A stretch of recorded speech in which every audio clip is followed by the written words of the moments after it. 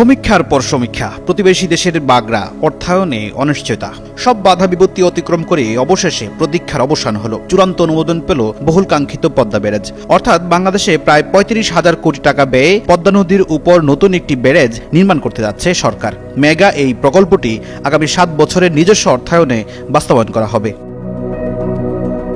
বুধবার সচিবালয়ে প্রধানমন্ত্রী তারেক রহমানের নেতৃত্বে অনুষ্ঠিত জাতীয় অর্থনৈতিক পরিষদের নির্বাহী কমিটি অর্থাৎ একনেকের সভায় প্রকল্পটির চূড়ান্ত অনুমোদন দেওয়া হয়।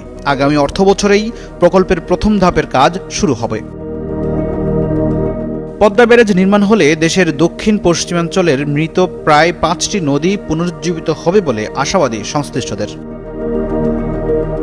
ফারাক্কাবাদের কারণে শুষ্ক মৌসুমে ওই অঞ্চলে ব্যাপক খরা পরিস্থিতি তৈরি হয় এবং পদ্মা নদীর সঙ্গে যুক্ত অন্যান্য নদী শুকিয়ে যায়। ফলে নদী তীরবর্তী এলাকায় লবণাক্ততা দেখা দেয়। পানি সম্পদ মন্ত্রী শহীদ উদ্দিন চৌধুরী বলেছেন, ওই ব্যারেজ নির্মাণ হলে নদীগুলোর আশপাশের 24টি জেলার পানি সংকট নিরসন হবে, যার ফলে প্রায় 7 কোটি মানুষ উপকৃত হবে।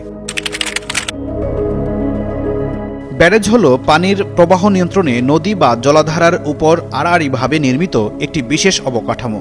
ড্যাম বা বাঁধের সঙ্গে এর বড় পার্থক্যের জায়গা হল, বাঁধের মাধ্যমে সাধারণত জলাধারের পানি প্রবাহ বন্ধ করে দিয়ে একটি নির্দিষ্ট জায়গা জুড়ে পানি ধরে রাখা হয়।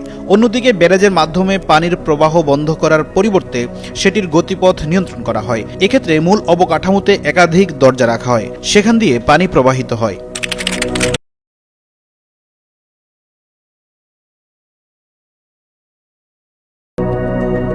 সাধারণত ব্যারেজ নির্মাণের আগে সেটার উজানে এক বা একাধিক কৃত্রিম খাল খনন করা হয়। এরপর পানি প্রবাহ নিয়ন্ত্রণ করে ওই সব খালে পানি ঢুকানো হয়। সেই পানি পাম্পের মাধ্যমে কৃষি জমিতে সেচ আকারে দেওয়া হয়। আবার অনেক সময় ব্যারেজের মাধ্যমে এক নদীর পানি অন্য নদীতে নিয়ে সেটির প্রবাহ বাড়ানোর চেষ্টা করা হয়।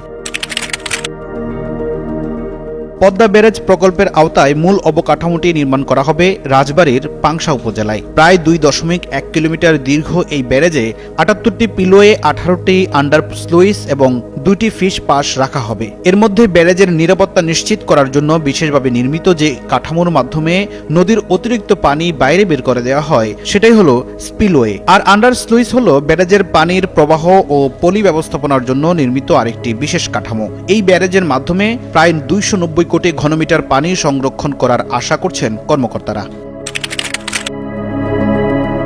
প্রকল্পটি বাস্তবায়নের মাধ্যমে গড়াই মধুমতি, হিসনা মাথাভাঙ্গা, চন্দনা বারাসিয়া, বড়াল ও ইসামতি নদীর পানি প্রবাহ পুনরুজ্জীবিত করা হবে বলে জানিয়েছে সরকার।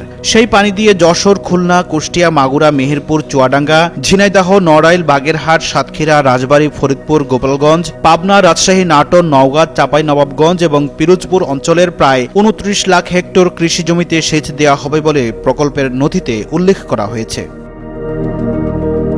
সেটি সম্ভব হলে দেশে আরও প্রায় 24 লাখ টন ধান ও 2.25 লাখ টন মাছের উৎপাদন বৃদ্ধি পাবে বলে জানিয়েছে বিশেষজ্ঞরা। 2033 সালের পর দ্বিতীয় ধাপে ব্যারেজ ঘিরে 3টি পানি বিদ্যুৎ কেন্দ্র নির্মাণ করা হবে। এছাড়া 7টি স্যাটেলাইট শহর গড়ে তোলার পরিকল্পনাও করছে সরকার।